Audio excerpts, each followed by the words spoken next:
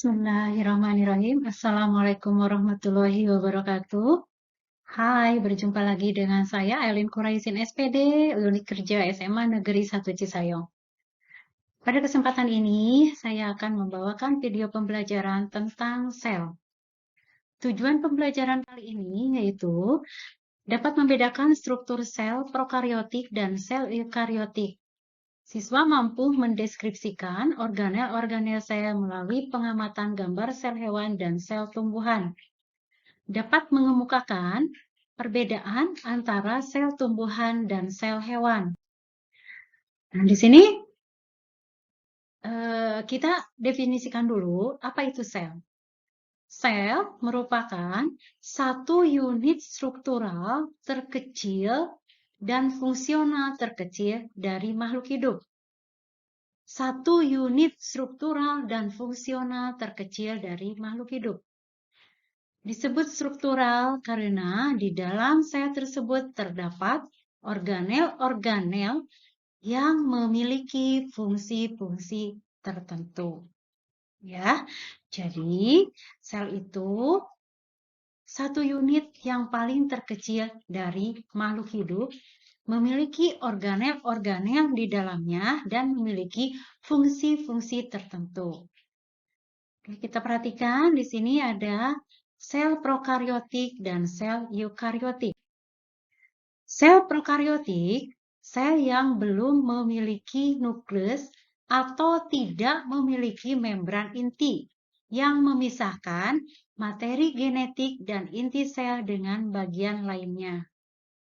Sel eukariotik, sel yang memiliki nukleus yang sebenarnya atau materi genetik DNA yang dibungkus oleh membran inti. Jadi sel prokariotik itu sel yang belum memiliki membran inti sel. Misalnya terdapat pada bakteri. Sedangkan sel eukariotik, sel yang sudah memiliki membran inti sel. Di sini terdapat pada hampir semua jenis makhluk hidup. Nah, di sini kita perhatikan organel-organel sel. Tadi dikatakan bahwa sel itu di dalamnya terdapat organel-organel yang memiliki fungsi-fungsi tertentu. Di antara organel-organel sel itu adalah kalau pada sel hewan, kita perhatikan sel hewan, di sini ada mitokondria, ada Golgi apparatus atau badan Golgi, nukleus, membran nukleus, kemudian ada sentriol, ada retikulum endoplasma, ada sitoplasma, ada ribosom. Ada membran sel juga. Pada sel tumbuhan, itu hampir sama dengan sel hewan.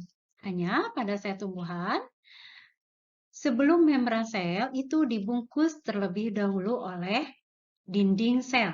Sehingga pada sel tumbuhan itu sifatnya kaku. Sini ada beberapa organel-organel sel pada sel tumbuhan. Yang paling penting diantaranya adalah ada plastida. Plastida di sini fungsinya untuk melakukan proses fotosintesis. Kemudian ada juga sama retikulum endoplasma, sama dengan sel hewan. Kemudian ada nukleus juga sama dengan sel hewan, di mana nukleus ini diselubungi oleh membran nukleus. Kemudian ada membran sel juga. Kemudian ada vakuola. Ya. Ada vakuola ini yang cukup besar. Kemudian ada ribosom juga. Dan juga ada organel-organel yang lainnya. Ini ada perbedaan antara sel hewan dan sel tumbuhan.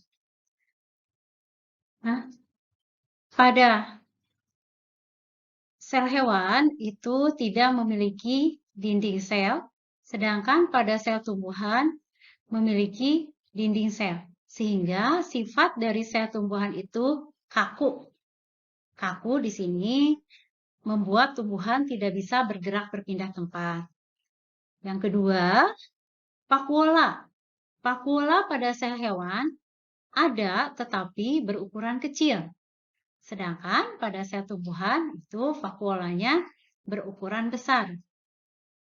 Plastida pada sel hewan tidak memiliki plasida. Sedangkan pada sel tumbuhan itu memiliki plasida. Ada leukoplas, ada kromoplas, dan ada kloroplas. Tadi dikatakan bahwa fungsi plasida itu adalah untuk melakukan proses fotosintesis. Sini juga pada sel hewan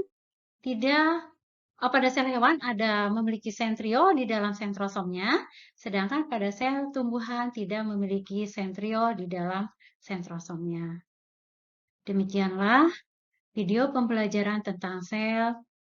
Semoga bermanfaat. Assalamualaikum warahmatullahi wabarakatuh.